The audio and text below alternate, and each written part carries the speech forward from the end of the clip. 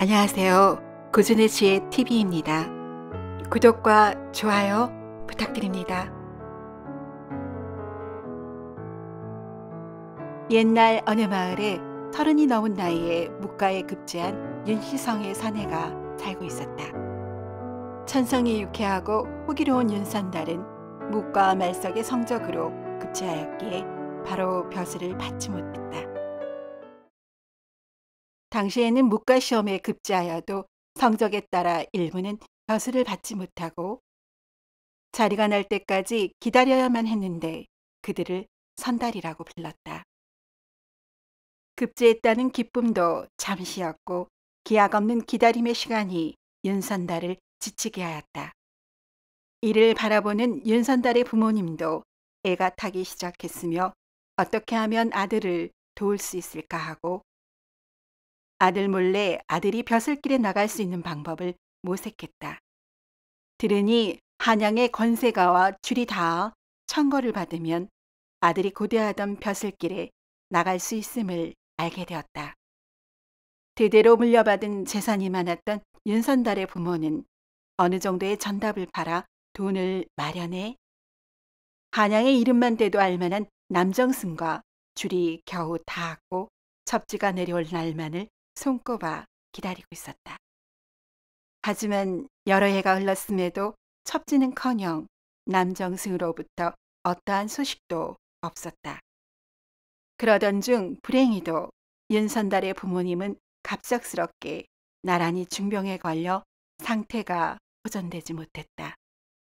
윤선달의 부모는 유언으로 아들에게 남정승으로부터 아들을 청구해 주기로 약속받았음을 전했고 아들이 벼슬길에 나서는 모습을 보지 못하고 눈을 감게 되었지만 착한 아들이 출사하는 모습을 상상하며 편히 눈을 감았다. 돌아가신 부모님의 유언을 들은 후 부모님이 품은 자신에 대한 간절한 마음과 자신의 간절한 마음을 담아 윤선달은 남정승에게 서찰을 보냈지만 답신이 없었다. 혹여 금전이 넉넉하지 않아서인가 하는 생각에 그 후로 어쩔 수 없이 전답을 팔아 마련한 돈을 들여 넣으니 남정승과 연락이 닿아 윤선달은 간신히 남정승을 만날 수 있었다. 오호, 자네로구먼. 지난번 어영청 군간 충원시에 내 자네를 병판에게 청거했네만 그만 다른 자가 끼어드는 통에 글쎄. 내 계속 알아보고 있으니 내려가 기다리게나. 조만간 좋은 소식이 가지 않겠나. 하하. 남정승은 매번 이리 희망 섞인 말만 할 뿐 아무리 기다려도 좋은 소식이라는 것은 허울 좋은 메아리였으며 어떠한 소식도 없었다. 그 뒤로도 혹시나 하는 희망이라는 그 말이 윤선달을 움직이게 했고 윤선달의 문전옥답은 남정승의 뒷주머니를 채워주느라 점차로 줄어들어 얼마 남지 않게 되었다. 남편의 간절한 바람을 알기에 옆에서 묵묵히 바라보기만 하던 아내가 마침내 말을 꺼냈다. 서방님, 여기서 그만 멈추셔요. 그 혹시나 하는 희망 때문에 얼마 남지 않은 전단마저 남정승에게 보낸다는 것은 아닌 듯해요. 깨진 독에 물 붓는 거라 생각해요. 다른 살 궁리를 했으면 해요. 그런 말 마시오. 이제 거의 다 성사된 듯하오. 예서 멈춘다는 것은 아니 될 말이오. 그동안 들어간 게 얼마인데. 날 믿어보시오. 아내가 충원을 했음에도 곧 된다는 확신을 가진 윤선달의 고집을 꺾을 수는 없었다. 전쟁이라도 나면 모를까 때는 유례없는 태평성대에 이어서 무관충원이 가뭄에 콩나듯 하는지라. 윤선달의 기대는 매번 허탈함으로 메어지고 벼슬살이만이 일생의 수건이 된 남편의 고집을 꺾기 힘든 아내는 화병이 났고 그만 화병이 큰 병이 되어 얼마 지나지 않아 세상을 떠나고 말았다. 아내가 떠난 빈자리가 크게 느껴질수록 윤선달은 이번만 하면서 기다림을 멈추지 않았고 철마다 귀한 물건을 남정승에게 빠지지 않고 선물했다.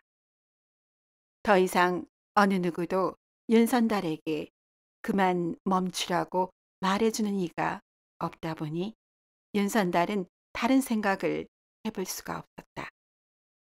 이렇게 몇 년이 흘러 40의 나이를 넘겨 윤선달의 얼굴에 주름이 눈에 띄게 늘기 시작하자 무관으로 벼슬살이를 하기에는 이제 늦지 않았나 싶은 생각에 불안이 엄습해왔다. 어허, 출사의 꿈을 품은 지 언 10여 년이 흘렀구나.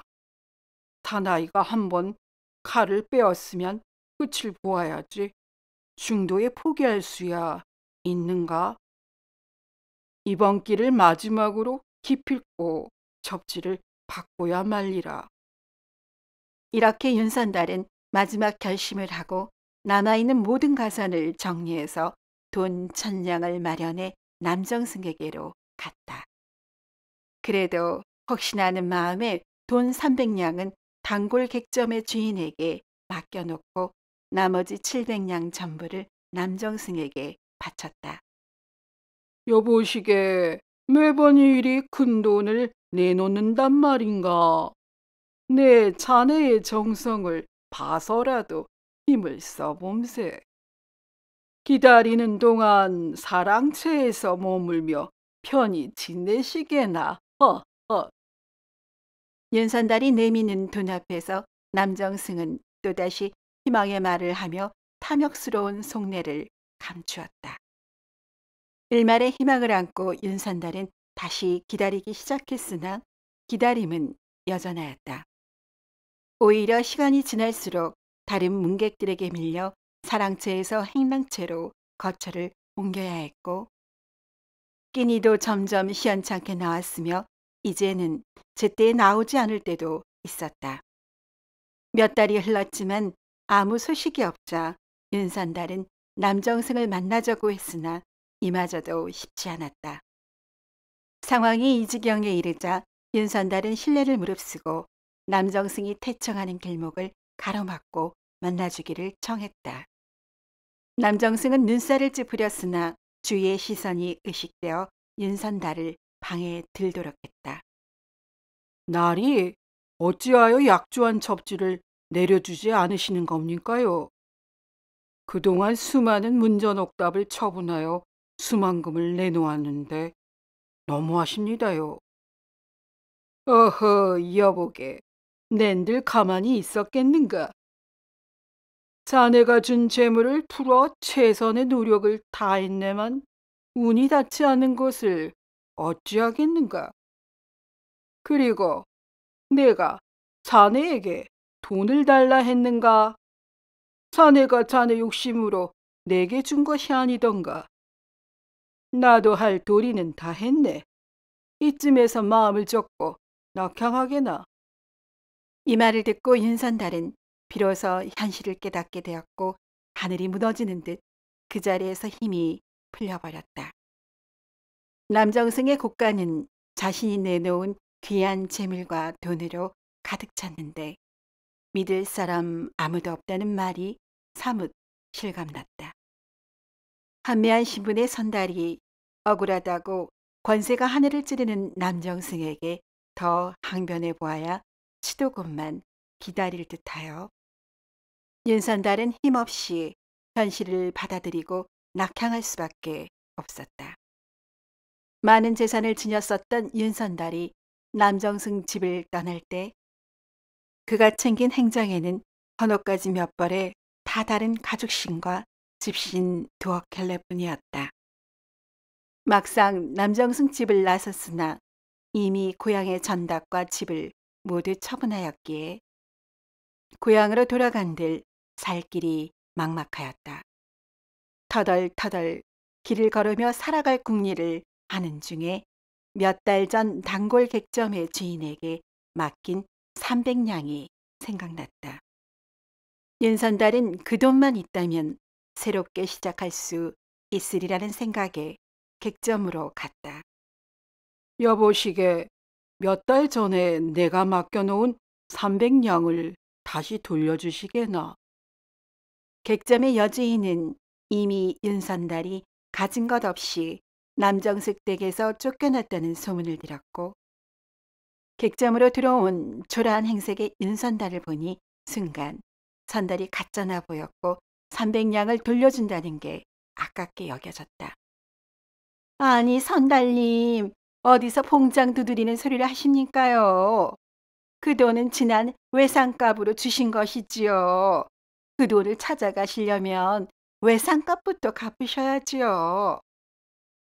지난날 그토록 살갑게 대해주던 주인이 초라한 윤선달의 행색에 이렇게 돌변한 모습을 보니 윤선달은 인심이 참으로 독하구나라는 생각이 들었다.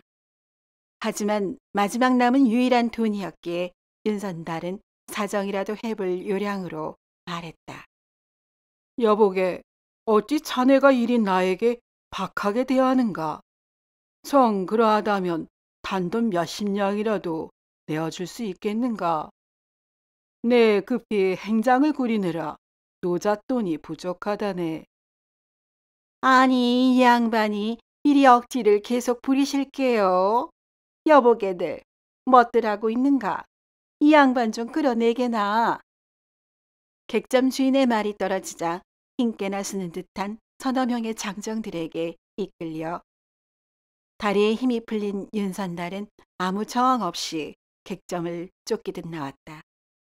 장정 서너은 쉽게 제압할 수 있는 용력을 지닌 윤선달이지만 믿었던 사람에게 일이 당하니 순간 사지의 힘이 풀리며 어떠한 응수도 할 수 없었으며 객점을 나와 아무런 희망 없이 고향으로 향했다. 윤선달이 한참을 걸어 산길로 접어드는데 수상한 붓짐을 진 건장한 사내 둘이 저 멀리 다가오는 것을 보았고 염을 직감하여 근처 덤불숲으로 급히 몸을 숨겼다. 두 사내는 윤선달이 숨어있는 곳 근처까지 와서는 짐이 무거운지 잠시 쉬어가기로 했다. 어허, 오늘은 두 번 행제를 하는구먼. 아랫마을 김진산의 곳간을 털어 금부치를 취하질 않았나? 게다가 오는 길에 이리 젊고 고운 안악을 보쌈했네 그려. 오늘부로 우리는 홀몸을 면하겠네. 이 말을 들은 윤선달은 상황을 직감했고 세워둔 보따리가 꿈틀거려 여인네를 보쌈한 것이 틀림없다 생각했다.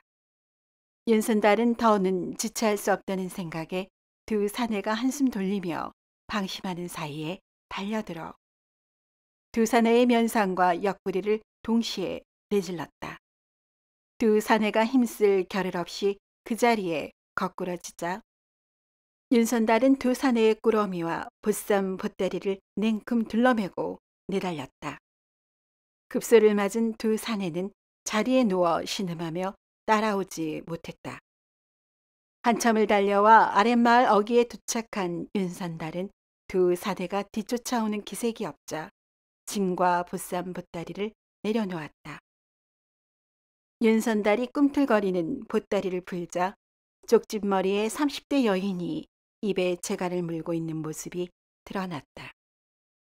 윤선달이 재갈과 몸을 묶은 밧줄을 풀자 여인은 몸단도리를 하며 돌아앉았다. 날이 니신지는 모르겠사오나 이리 구해주시니 고맙습니다. 아닙니다, 부인. 무도한 자들에게 이리 험한 꼴을 당하셨으니 어찌 사내 대장부로서 나서지 않겠는지요. 당연히 할 일을 한 것이니 마음에 두지 마시고 댁이 어딘지 말씀해 주시면 바래다 드리겠습니다. 이 말을 듣자 여인은 잠시 머뭇거리며 한동안 말이 없다가 한숨을 내쉬고 울먹이며 말했다. 말씀은 고맙사오나 저는 더 이상 돌아갈 집이 없습니다. 갑자기 서러움에 복받쳐 울음을 터뜨린 여인은 한참을 그렇게 울었고 윤선달은 이 모습에 몹시 난감했다. 어허, 무슨 사연인지는 모르겠으나 이리 대성통곡하시면 지나가는 사람들이 제가 부인을 해코지한 줄로 오해할 터이니 잠시만 울음을 거두어 주십시오. 윤선달이 사정하자 여인은 가까스로 울음을 그쳤고 자신의 자초지정을 말했다. 저는 이에서 멀리 떨어진 마을의 평범한 안악인데 3대 독자 집안에 시집가서 10년이 넘도록 아이를 낳지 못해 소박을 맞았습니다. 친부모님은 돌아가신지라 한양의 먼 일가부치께 의탁하려고 길을 나섰다가 그만 도적패에게 보쌈을 당했습니다. 윤선달은 여인의 기구한 삶을 듣고 잠시 생각에 잠겼다. 어허, 이 여인은 그저 자식운이 없었던 것뿐인데 이리 고통을 당하는구나. 그에 비하면 나는 내 고집으로 허명을 쫓다 내 안에 든 행운일 수 있는 것을 모두 잃었으니 알다가도 모를 것이 인생이구나. 생각이 이에 미치자 윤선달은 가여운 여인이 한양에 갈 때까지 동행하며 도와주어야겠다고 마음먹었다. 수박대기 여인은 윤선달의 호의가 고마웠고 자신이 보따리 속에 묵혀 있을 때 들은 얘기를 전했다. 선달님, 도적패가 나는 얘기를 들었는데 이 마을 김진사 댁에서 금부치를 훔쳤다고 합니다. 이 옆에 놔둔 짐에 그 물건이 있을 듯 싶어요. 윤선달은 여인의 말대로 옆에 짐을 풀어보았고 작은 함 안에 용문양이 새겨진 둥근 모양의 황금패가 들어있는 것을 발견했다. 금부치를 앞에 둔 윤선달과 여인은 여러 생각으로 한동안 말이 없었으며 윤선달이 침묵을 깨고 말했다. 부인, 우리가 비록 공공한 처지에 놓였으나 어찌 남의 재물을 탐하겠습니까? 값어치가 상당해 보이는 이 금부치를 잃은 김진사 댁에서도 실망이 클 터인데 돌려드리고 하룻밤 신세나 지는 것이 어떠하겠습니까? 뜻밖의 강직한 윤선달의 태도를 보니 여인은 멍한 듯 윤선달을 바라보았고 눈이 마주치자 급히 눈을 피하며 그리하자고 작은 목소리로 말하였다. 윤선달과 여인은 그 길로 김진사를 찾아갔고 금부치가 든 함을 돌려주었다. 김진사는 잃어버린 함을 되찾자 기뻤으며 두 사람을 귀한 손님으로 대했다. 어허, 이리 기쁠 때가 있습니까? 낯선 부부께서 저희 집안 가보를 이리 되찾아 주시니 가문의 은인이십니다. 여독이 풀릴 때까지 편하게 지내십시오. 기실 두 남녀는 한양까지 가는 길에 여인이 낯선 남정네와 동행하는 것이 여러 오해를 부를 수 있으니 부부 행세를 하자고 했으나 막상 이리 김진사가 부부라 불러주니 윤선달과 여인은 묘한 기분이 들었다. 김진사 댁에 손님으로 머물며 두 사람은 살아온 이야기를 나누었고 서로의 처지를 안타까워하며 아픔을 어루만져주는 한편 여인이 약속을 어긴 남정승을 혼내주자고 했다.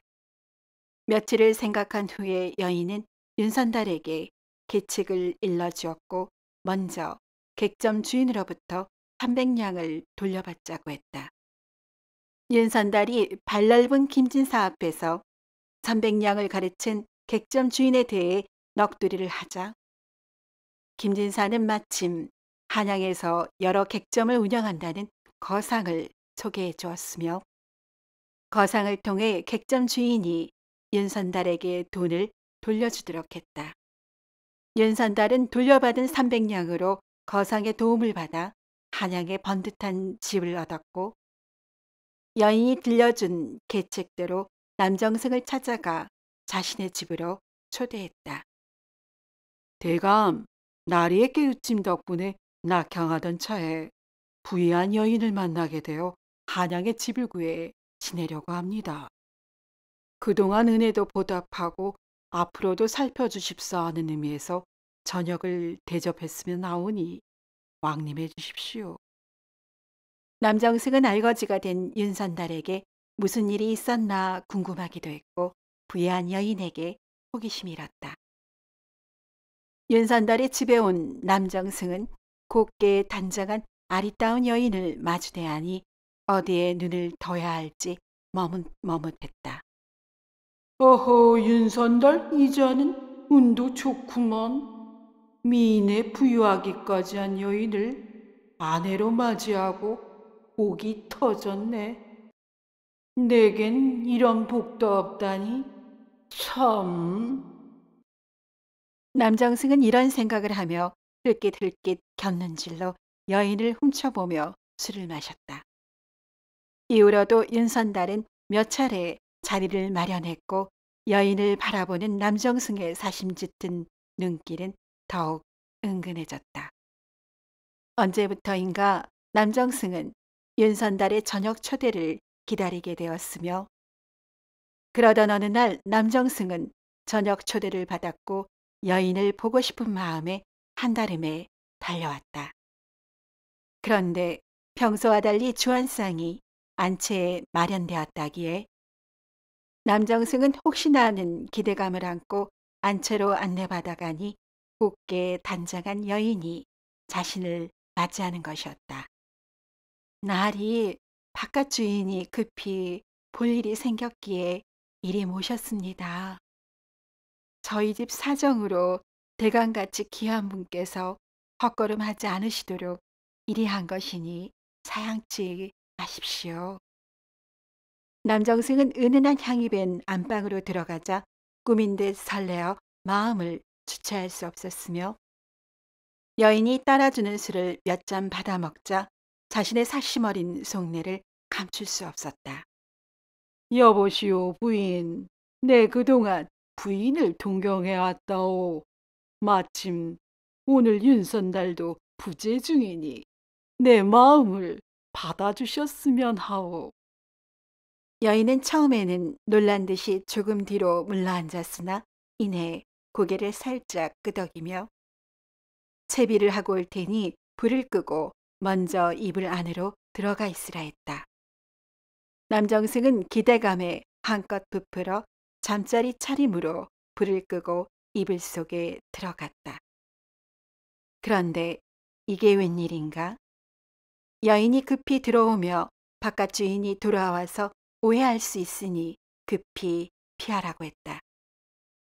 당시에는 남의 부녀를 탐하는 것을 큰 죄로 다스렸으니 남정승은 큰일이 났다는 생각이 들었다. 어쩔 수 없이 남정승은 여인이 일러준 대로 방 안의 커다란 괴짝에 들어갔다. 남정승이 괴짝에 들어가니 여인은 재빠르게 자물쇠를 채웠다. 이어서 윤선달이 방 안으로 들어왔고 여인에게 눈짓을 하며 과장되게 물었다.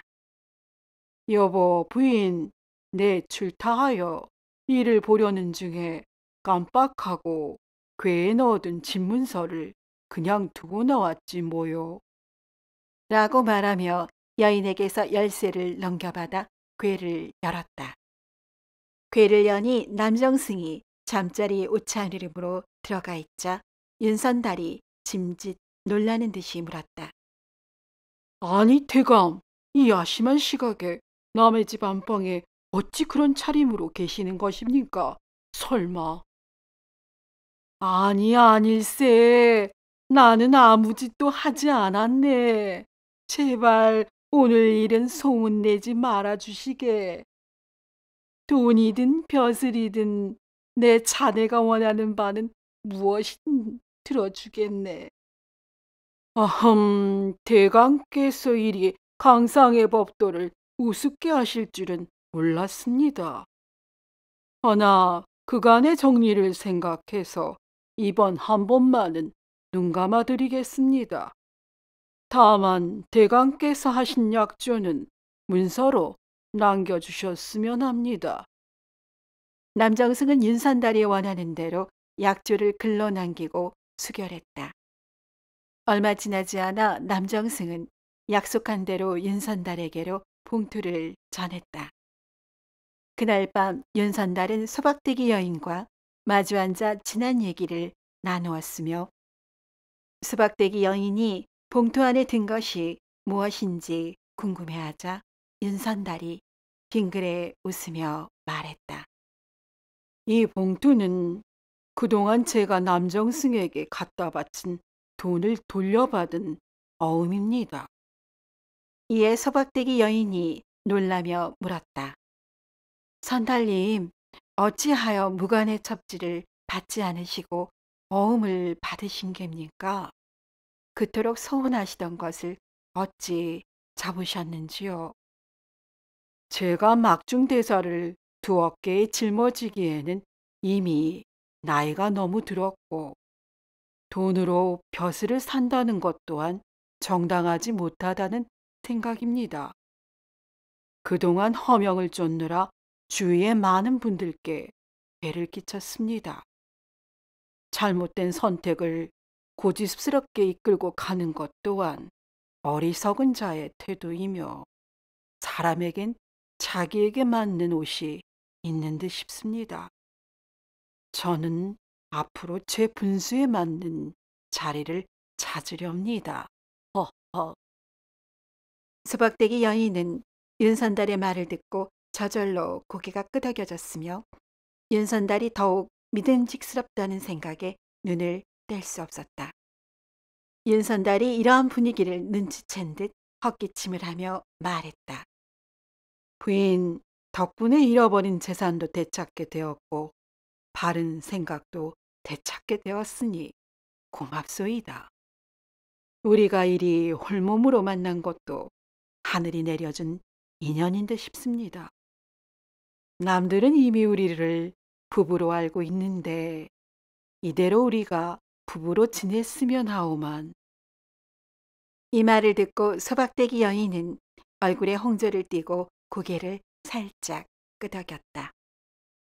윤선달은 고향으로 돌아가 과거 팔았던 집과 전답을 다시 사들이고 수박대기 여인과 가정을 꾸렸다. 윤선달은 더 이상 허명을 쫓지 않고 남의 어려움을 보듬어 살폈고 부인이 된 수박대기 여인을 아끼고 존중하며 행복하게 잘 살았다고 전해진다. 오늘도 이야기를 시청해주신 여러분께 감사드립니다. 재미있는 이야기로 곧 찾아뵙겠습니다.